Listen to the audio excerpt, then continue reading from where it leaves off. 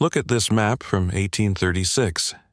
It depicts a thriving, elegant metropolis with wide boulevards, a bustling port, and the promise of a glorious new life in the newly minted Republic of Texas. It was a masterpiece of 19th century marketing, and every single square inch of it was a total fabrication. When the first wave of investors and hopeful settlers stepped off their boats onto the banks of the Buffalo Bayou, they didn't find the paradise they'd been promised in New York newspapers. They found a claustrophobic nightmare. There were no buildings. There were no streets. There was only a suffocating, mosquito-infested swamp where the humidity felt like a physical weight, and the navigable river was little more than a muddy creek choked with fallen timber, rotting carcasses, and alligators. This wasn't just a rocky start. It was the most successful real estate scam in the history of the United States. In the wake of the Texas Revolution, two brothers from New York, Augustus and John Kirby Allen, purchased a patch of worthless, malaria-ridden wilderness for just $5,000. With nothing but a printing press and a staggering amount of audacity, they sold the world a vision of a city that didn't exist. They fabricated maps, invented infrastructure, and even hijacked the name of a legendary war hero who didn't even like them to seal the deal. They didn't just build a city, they willed it into existence through pure, unadulterated fraud. But how did a collection of canvas tents and mud-caked shanties survive the terrifying stranger's disease that wiped out entire families in weeks? How did a city built on a swamp manage to con its way into becoming the capital of a sovereign nation? And what is the dark, uncomfortable truth about the human cost, the forced labor, and the lives traded for progress that actually turned this canvas city into a concrete titan? Houston shouldn't be here. By every law of geography, biology, and common sense, this experiment should have failed and been reclaimed by the bayou within months. Yet today, it stands as a global superpower. To understand how, we have to go back to the mud, the mosquitoes, and the $5,000 bluff that changed the map of America forever. This is the impossible history of the city built on a lie. To understand the sheer scale of the deception, you have to understand the world of 1836. The Texas Revolution had just ended. The smoke from the Battle of San Jacinto had barely cleared, and the newly formed Republic of Texas was a nation in name only. It was bankrupt, exhausted, and desperately searching for a soul and a capital. This was the vacuum into which Augustus and John Kirby Allen stepped. They weren't frontiersmen. They weren't rugged pioneers with calloused hands. They were speculators from New York with clean fingernails and a predatory instinct for the next big thing. They didn't want to build a homestead, they wanted to manufacture a metropolis. With $5,000 in borrowed capital, money they'd largely scraped together through speculative ventures, they purchased 6,600 acres of land along the Buffalo Bayou. To any sane observer, this land was a liability. It was a low-lying basin that drained half the coastal prairie, meaning it was essentially a giant, prehistoric sponge for stagnant water. But the Allens didn't see a swamp. They saw a blank canvas for a masterpiece of propaganda. They immediately hired a surveyor to draw up a plat, a map of the city. If you look at that 1836 plat today, it's a work of fiction that would make a novelist blush. They laid out a grid of perfectly straight, wide streets with names like Congress and President. They designated spots for a grand Capitol building, bustling marketplaces, and lush public squares. They advertised the bayou not as a narrow, log-choked creek, but as a deep-water highway to the interior, promising that the largest steamships in the world could dock right at the foot of Main Street. They took these maps and flooded the newspapers in New York, Philadelphia, and New Orleans. They called it the Great Interior Commercial Emporium of Texas. They promised a climate that was salubrious and healthful, a claim that was, quite literally, a death sentence for those who believed it. Imagine you're a clerk in a cramped New York office or a younger son of a failing Virginia plantation. You see this map. You see the promise of a fresh start in a land where the soil is supposedly so rich you can practically hear the crops growing. You pack your life into a trunk, spend your life savings on a ticket, and endure weeks of seasickness in the Gulf of Mexico. The moment of arrival wasn't a celebration, it was a trauma. When the first ships reached the port of Houston, the captains often refused to believe they had arrived. They would look at the muddy bank, the impenetrable wall of pine and palmetto, and the clouds of mosquitoes so thick they could choke a horse, and they would ask, "Where is the city?" The answer was always the same. You're standing on it. There were no wharves. There were no buildings. There was just a single, lonely surveyor's chain and a few stakes driven into the muck. The streets were merely gaps between trees where the undergrowth had been hacked away. If you wanted a bed, you slept on the ground or in a damp canvas tent. If you wanted water, you drank from the bayou, the same bayou that served as the city's only sewer and the final resting place for the carcasses of the oxen that died trying to pull wagons through the knee-deep gumbo mud. The heat was unlike anything the settlers had ever experienced, a thick, suffocating blanket of moisture that never lifted. It rotted their clothes, rusted their tools, and soured their food in hours. And then there was the noise. Not the sound of industry, but the deafening, 24-hour roar of insects and the territorial bellows of alligators that cruised the very waters where the Allens promised elegant steamboats would soon dock. It was a nightmare of epic proportions. People were dying of exhaustion and dysentery before they could even finish pitching their tents. The Great Emporium was a graveyard in the making. By every rational metric, the settlers should have revolted, burned the tents, and fled back to the coast. The scam should have been exposed, the Allens should have been run out of Texas on a rail, and Houston should have been erased from the map before it even had a name. But the Allen brothers had one final card to play. They realized that to make their lie true, they didn't just need settlers, they needed power. They didn't just need a town, they needed a government to legitimize their swamp. They knew that the fledgling Republic of Texas was looking for a permanent capital. They also knew that the most powerful man in the country, the hero of the Revolution, General Sam Houston, was a man of immense vanity and very little personal wealth. So they didn't just name the city after him, they did something much more calculated. They embarked on a campaign of high-stakes political bribery that would make a modern lobbyist shudder. But here is where the story takes a sharp, jagged turn. History books often tell you that the Allens convinced the government to move to Houston through their charm and the city's potential. That is a lie. The truth is far more cynical. The Allens didn't win the capital because they had the best location. They won it because they were the only ones willing to build a Capitol building out of thin air and rent it back to a bankrupt government that couldn't afford to go anywhere else. But as the politicians began to arrive in 1837, they brought something with them that the Allens hadn't accounted for.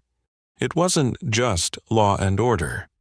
It was a terrifying, invisible passenger that thrived in the very swamp the Allens had lied about. A stranger was coming to Houston, one that would turn the city of the future into a literal city of the dead within weeks. The stranger that arrived in 1837 didn't have a name, but it had a signature: yellow fever. In the 19th century, they called it the vomito negro, the black vomit. It began with a headache, then a fever that turned your skin the color of a bruised lemon. Finally, your internal organs would literally liquefy, leading to the agonizing, dark projectile vomiting that gave the disease its name.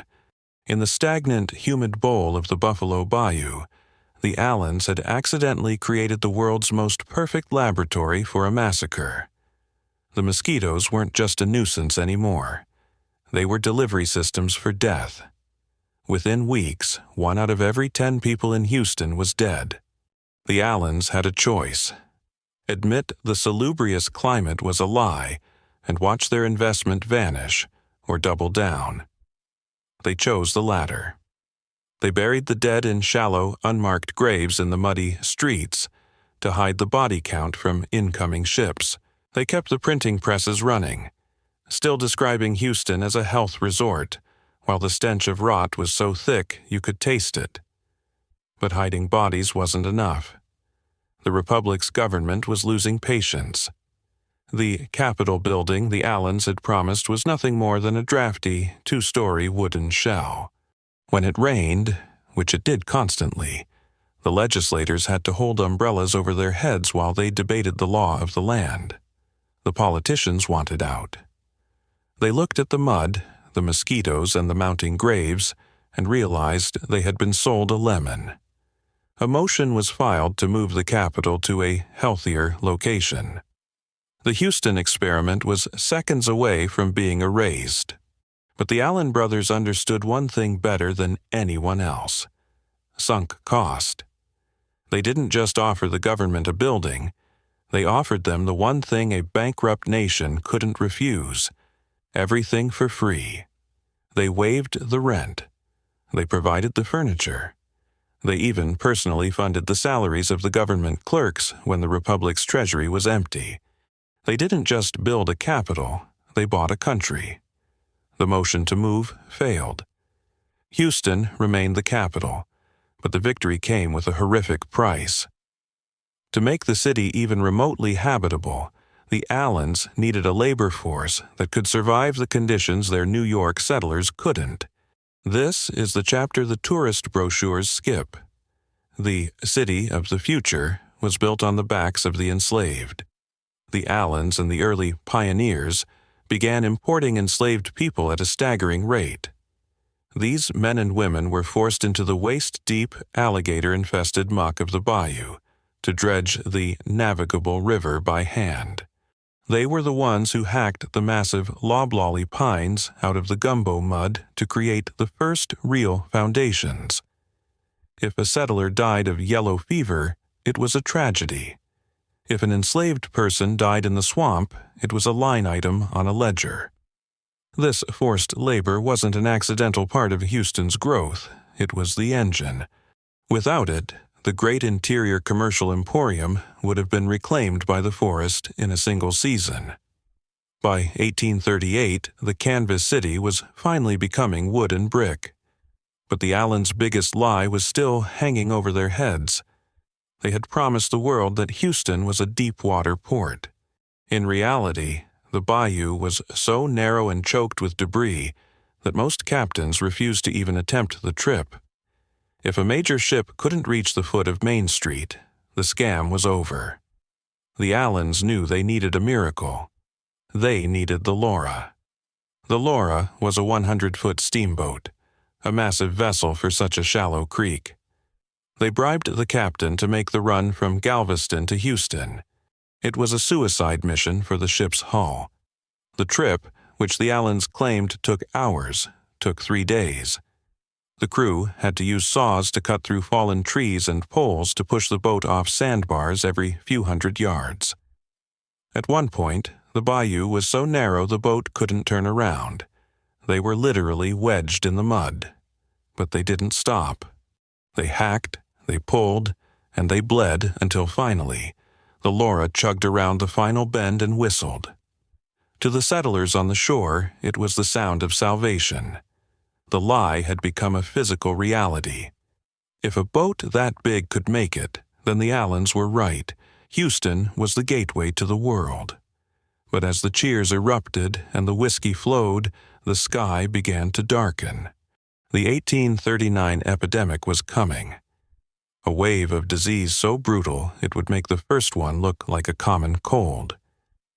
This time, it wasn't just the settlers who were at risk.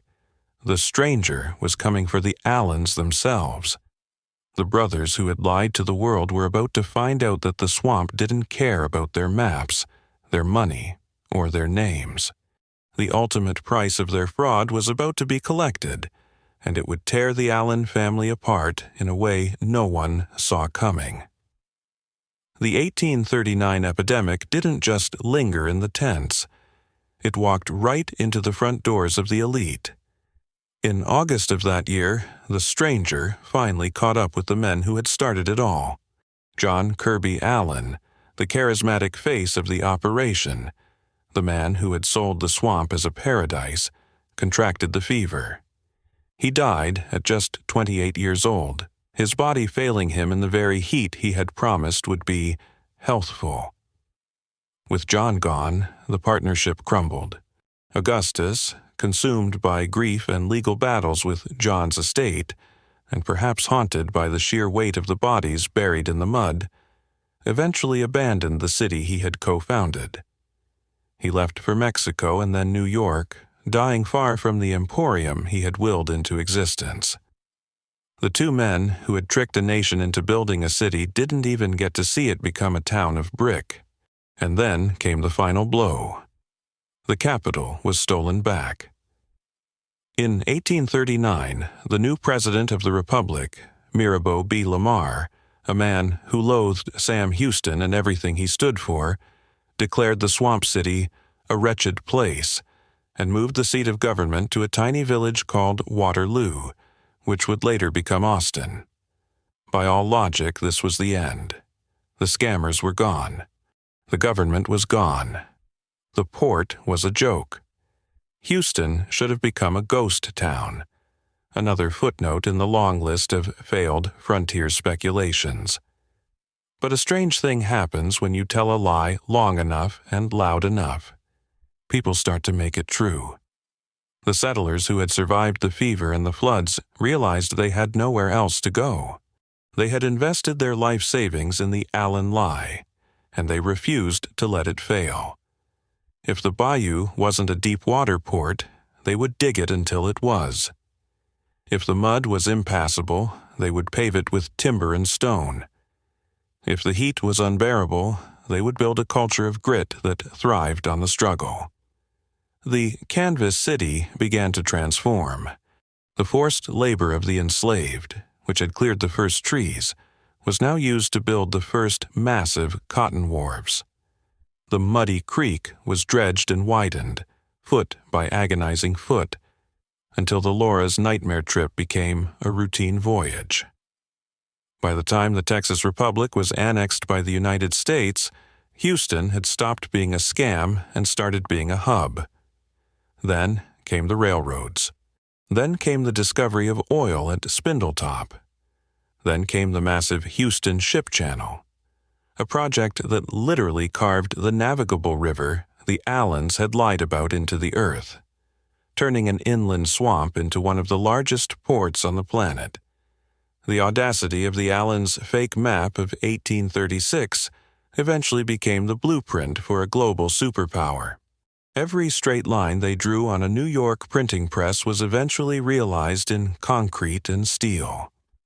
Today, when you look at the gleaming skyscrapers of the Energy Corridor or the sprawling complex of the Texas Medical Center, the largest in the world, you are looking at a monument to a bluff.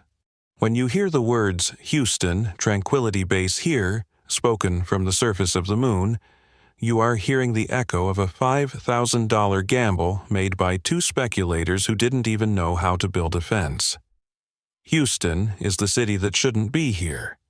It was built in a place that wanted to kill its inhabitants, funded by fraud, and constructed on the back of a systemic cruelty. It is a place where the humidity still feels like a physical weight, and the bayou still threatens to reclaim the streets every time the clouds darken. But it remains.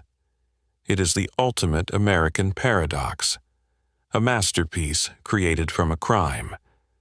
It is proof that if you have enough audacity, enough grit, and a complete disregard for the laws of nature, you can manufacture a destiny. The Allens didn't find a city, they invented one. And in doing so, they left us with the most uncomfortable, awe-inspiring lesson in history. Sometimes, the most enduring truths are built on the foundation of a magnificent lie. From the mud of Buffalo Bayou rose a titan, proving that while you can't beat the swamp, you can certainly con the world into building a throne on top of it. The throne built on the swamp still stands, but the maps we use today are often no less deceptive than the ones the Allen brothers printed in 1836. We live in a world constructed from these very paradoxes, where the line between a visionary and a con artist is usually just a matter of who survived the fever. If this story changed the way you look at the ground beneath your feet, it's because history is rarely a clean march of progress. It is a visceral, often dark struggle of audacity against the impossible. But Houston isn't an isolated case. Our modern world is littered with these magnificent lies. Cities, industries, and empires that were never supposed to exist, willed into reality by those bold enough to gamble with lives they didn't own. We are dedicated to uncovering these hidden blueprints, the ones the brochures and textbooks were designed to hide. From the corporate titans built on strategic fraud to the global landmarks founded on nothing but bravado and blood, we go back to the mud to find the truth. If you believe that understanding the grit and the scams of the past is the only way to navigate the illusions of the present, then you belong in this community. Tap the subscribe button and turn on notifications to join us as we peel back the concrete of the modern world. Don't just watch history unfold. Understand how it was manufactured. There are thousands of other stories buried just beneath the surface, and we are going to dig every single one of them up. The map of the world is never finished. Let's find out what else is built on a bluff.